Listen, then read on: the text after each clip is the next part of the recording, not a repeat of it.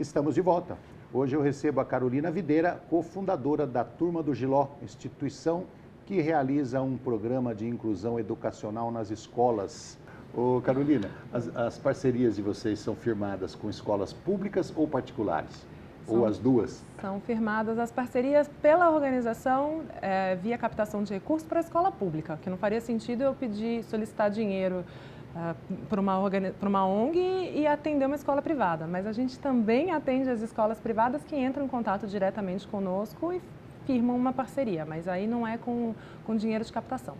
No caso, vocês fazem um questionário de respostas para os professores, para os alunos, para pessoas com deficiência, são separados, são perguntas diferentes, e como que vocês avaliam esse questionário? São sim. A gente faz uma anamnese com toda essa comunidade escolar, cada um tem as suas perguntas específicas, a pergunta para os professores, eles respondem de próprio punho e a gente faz a entrevista com as crianças com deficiência e sem deficiência, com uma variedade muito grande de informação. Então, para as crianças, desde qual é o seu sonho, se você já sofreu algum tipo de preconceito, bullying, o que você entende por inclusão, o que você sabe de educação inclusiva, são perguntas muito importantes para a gente poder ter um perfil daquela escola.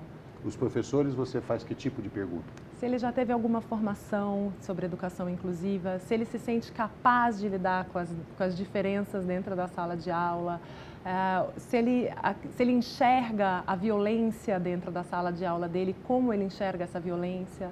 Então, a gente tem informações Hoje em dia bastante tem esse relevantes. dado também, né, que antigamente não tinha, né? Agora acrescentou esse dado, a violência nas escolas.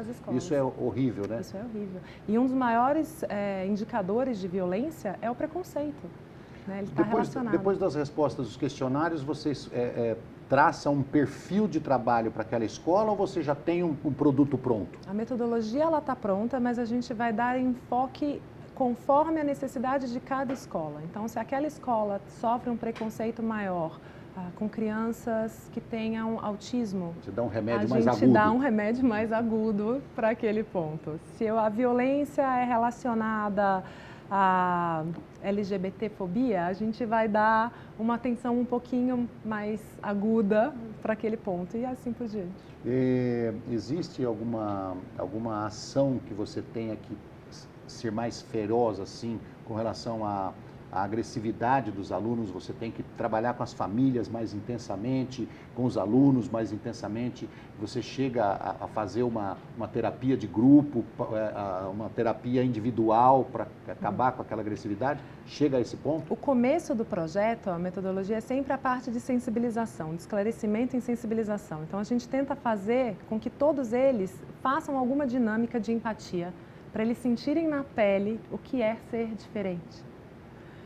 E a partir disso, a gente consegue trazer essa comunidade para o nosso lado. Funciona? Funciona. É bom?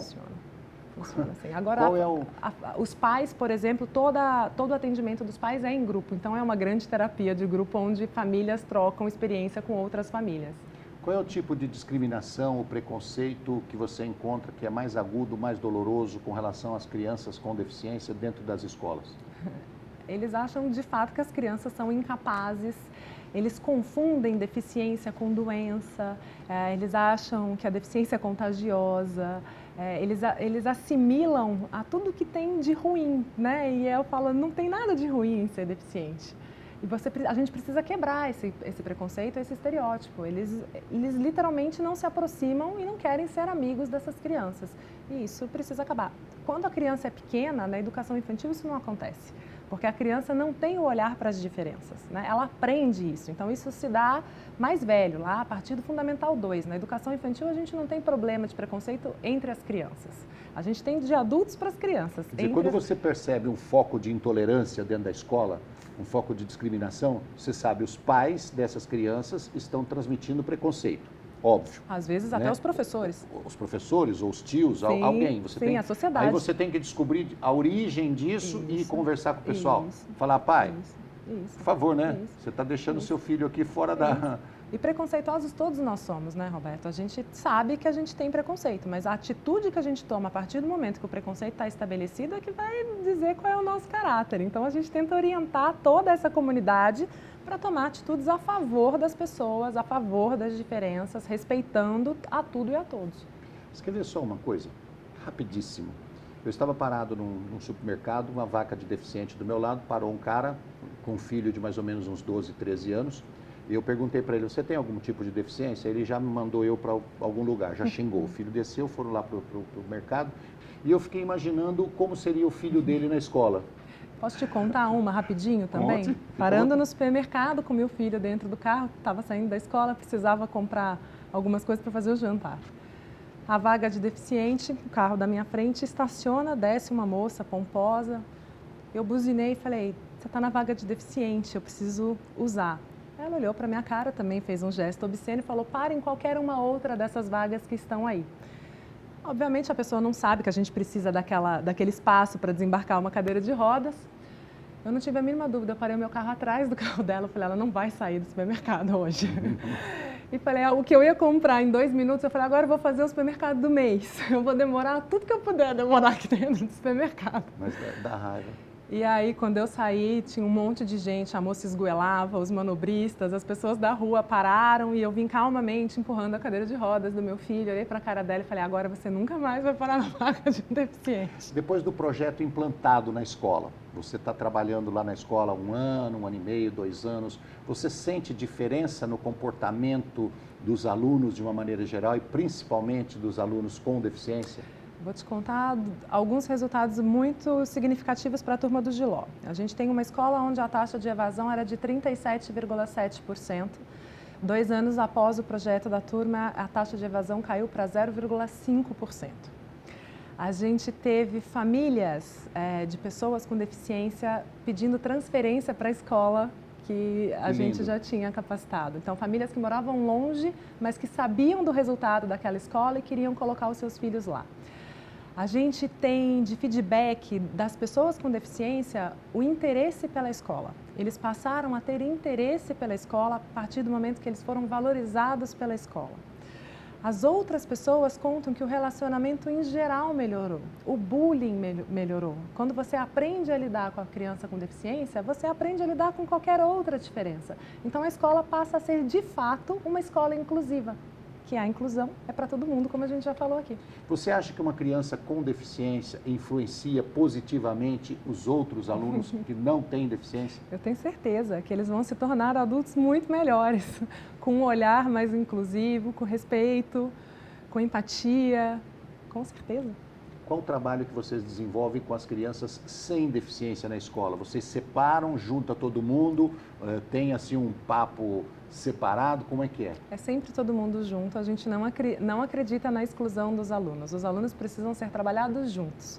E a gente trabalha todos os grupos identitários, trazendo para eles exatamente isso. Não adianta você olhar só para a pessoa com deficiência e você excluir o colega do seu lado porque ele torce para a Portuguesa e você torce para o Santos. Então, a gente precisa explicar que todo mundo pode conviver junto, diferente da diferença. Você vê, aqui nessa sala nós somos Santos, Portuguesa, nós temos um câmera aqui que é corintiano e a gente não briga.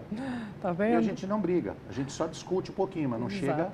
Não precisa, né? A gente pode ter posições diferentes e conviver junto e trabalhar juntos. Quando você entra para fazer um trabalho na escola, qual é a diferença que você sente num professor que já é capacitado para trabalhar na inclusão e o professor não capacitado?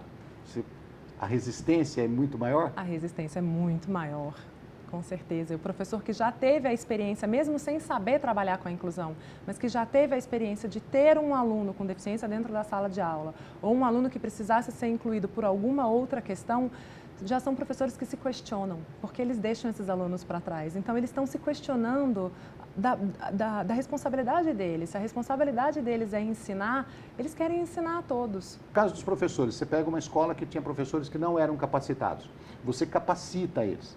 Depois de 1 ano, 2 anos, esses professores chegam a falar para você, poxa, eu hoje entendo quem são meus alunos, hoje eu entendo o que é ganho. sabe? Não é resposta de 10 perguntas, se acertou 5 está na média, acertou 7 está mais ou menos, se acertou 10 é ótimo. Quer dizer, a avaliação não é mais dessa forma. Sim, o professor capacitado ele tem que fazer uma avaliação diferente. Exato. Eles chegam a fazer um pronunciamento, uma declaração para vocês, declaração de amor pelo trabalho. Eu falo que primeiro eles vestem a camisa da Turma do Giló, de fato, e acho que o feedback mais positivo que eu tenho dos professores, eles falam que o curso, que a educação inclusiva mudou a vida deles, não só a sala de aula. Eles aprenderam a ser inclusivos e a aproveitar os benefícios da diversidade para a vida deles fora o muro de escola. Então, esse é o resultado mais relevante de que o nosso trabalho dá certo.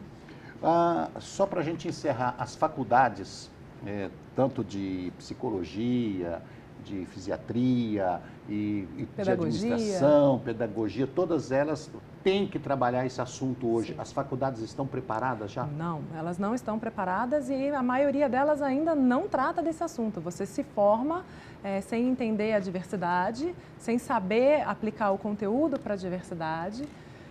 Muitas faculdades, a matéria ainda é optativa e não obrigatória. E isso é uma política pública que a gente deve rever. Até as faculdades de arquitetura, né? Ainda não estão trabalhando muito bem essa questão da diversidade. Não. Né? E eu falo assim, com todas as normas, com toda a legislação que está aí, a faculdade de arquitetura, os próprios jornalistas também. A gente ainda abre o jornal hoje e vê um monte de terminologia errada. Né? Então, nossa, assim, eu vejo isso na televisão, no rádio, tudo quanto é lugar. Carolina, infelizmente o nosso tempo está terminando e eu queria que você deixasse aí contatos para o pessoal que quiser conversar com você, quer assistir uma aula sua, quer entrar em contato com a Turma do Giló, quer conhecer o João. Quais são os seus contatos, por favor? Nosso site é www.turmadogiló.com.br. A gente está no Instagram, @turmadogiló, no Facebook também. Nosso e-mail, contato@turmadogiló.org. Vai ser um prazer falar com todos vocês. Quer dizer, entrou lá no Facebook, colocou Giló, vai aparecer alguma coisa. Faça parte dessa turma. Obrigado, Carolina. E obrigado a você que nos acompanhou no programa de hoje. Se você quiser rever esse ou qualquer outro dos nossos programas, acesse saopaulo.sp.leg.br/TV Câmara SP ou um dos nossos canais nas mídias sociais. Até a próxima. TV Câmara São Paulo. Assista, fique sabendo.